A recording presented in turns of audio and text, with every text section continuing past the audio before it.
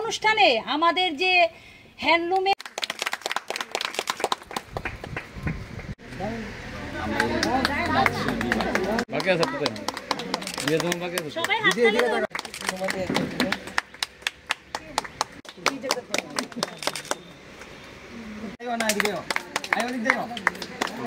আজকে 7th August 7th অগস্টটাকে আমরা 2015 থেকে ন্যাশনাল হ্যান্ডলুম ডে উপলক্ষে আমরা এটাকে সেলিব্রেট করে থাকি। সেটা আমাদের যে জনপ্রিয় প্রধানমন্ত্রী নরেন্দ্র মোদীজি আছেন, সেটা 2015 থেকে উনি এটার সূচনা করেছেন।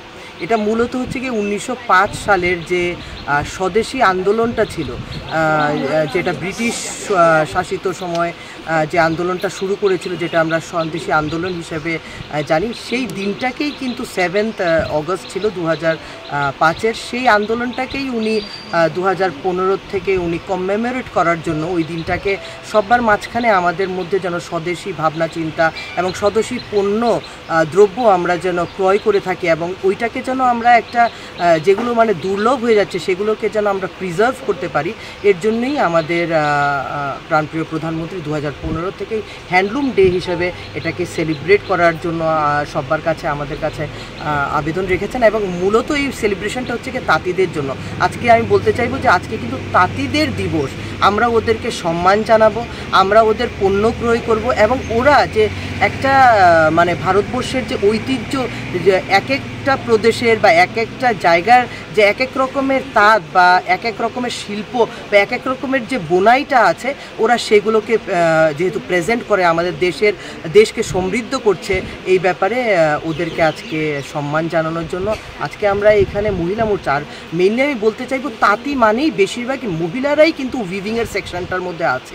তো উইভিংয়ের সেকশনটাতে মহিলা থাকার দরুনে আমাদের ভারতীয় জনতা পার্টির মহিলা মোর্চার পক্ষ থেকে এই উদ্যোগটা গ্রহণ করা হয়েছে যে মহিলাদের, যেহেতু এই তাঁতিদের মধ্যে বেশিরভাগই মহিলা, তো মহিলা মোর্চাই এটার একটা তাগিদ নেবে যে ওরা যেন বিভিন্ন জায়গাতে আমরা যেন যাই, তাঁতিদের সাথে যেন আমরা বার্তালাপ করি এবং ওদেরকে যেন আমরা সম্মান জানাই। আজকে আমাদের সরকারের ত্রিপুরা রাজ্যের সরকারের পক্ষ থেকেও আজকে একটা হ্যান্ডলুম দিবস পালন করা হচ্ছে।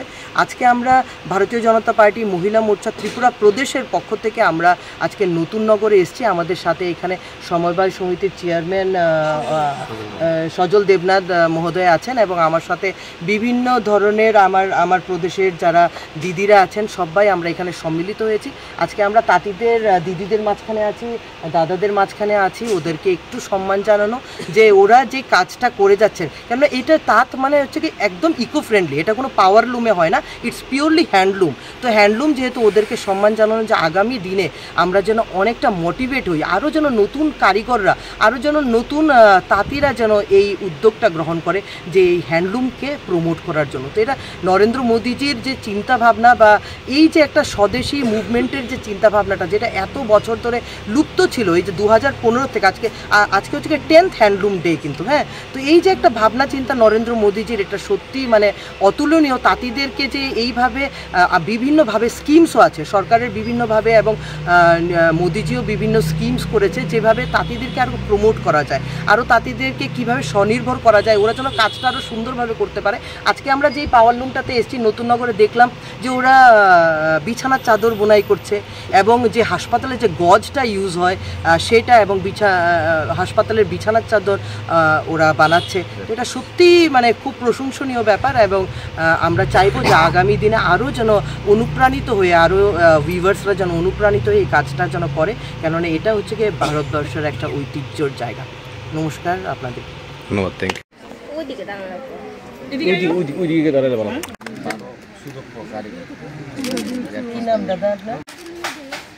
ও ম্যাডাম একটু আটটা সরান।